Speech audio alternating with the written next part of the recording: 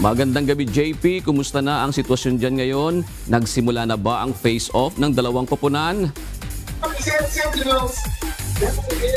Jun, sa ngayon nagpapasukan pa lang yung mga iba pang mga audience, pero ramdam na yung init ng fans dun sa pagsuporta para sa finals nga ng Zenit Sentinels at AFP Cavaliers dito sa Smart Araneta Coliseum. At mamaya malalaman natin kung madedepensahan ba ng Zenit Sentinels yung kanilang kampyonato o maaagaw yan ng AFP Cavaliers ngayong taon. Nakahanda na sa bakbakan sa hardcourt ang dalawang grupo para sa championship game ng UNTV Cup Executive Face-Off Finals 2024 ngayong gabi sa Smart Araneta Coliseum. Target ng Zenit Sentinels na depensahan yung kanilang kampyonato para sa back-to-back championship title.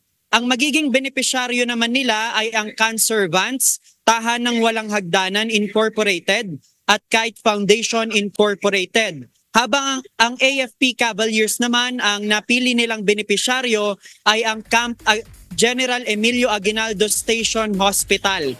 Mag-uuwi ng 1 million pesos na premyo ang champion, 500,000 pesos naman sa second place, 250,000 pesos sa third place, 200,000 pesos sa fourth place, at tig 100,000 pesos each ang 5th place hanggang 8th place. Lahat ng yan ay tax-free at ibibigay ng buo sa mga chosen beneficiary. Yan ay bahagi ng public service advocacy mula sa Liga ng mga Public Servants. Samantala, bago magsimula itong game, merong mga public service booth ang nakaset up dito sa loob ng lobby ng Araneta.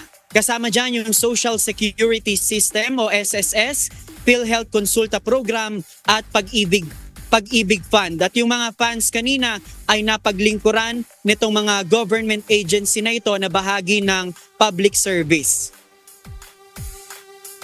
June, eksaktong alas 7, inaasahan natin na dadagundong na sa hiyawan itong The Big Dome para nga sa finals nitong AFP Cavaliers at ng Zenit Sentinels. At dahil one game championship lang ito, inaasahan natin na talagang ibubuhos na ng mga manlalaro yung kanilang effort para makuha yung championship title.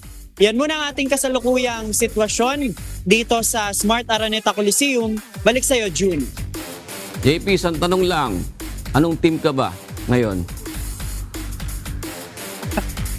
Siguro, June, to give chance doon sa AFP Cavaliers.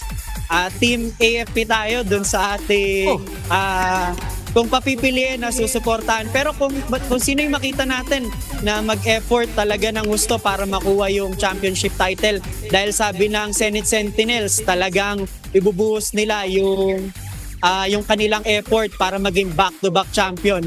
Either dun sa kanilang dalawa, dun tayo, June. Oo, may pinanigang ka na kagad. Di ba pagka-reporter, wala papanigan, nasa gitna ka. Dapat team public service, di ba? Doon tayo. Ayan, ayan. Maraming salamat. JV Nunez.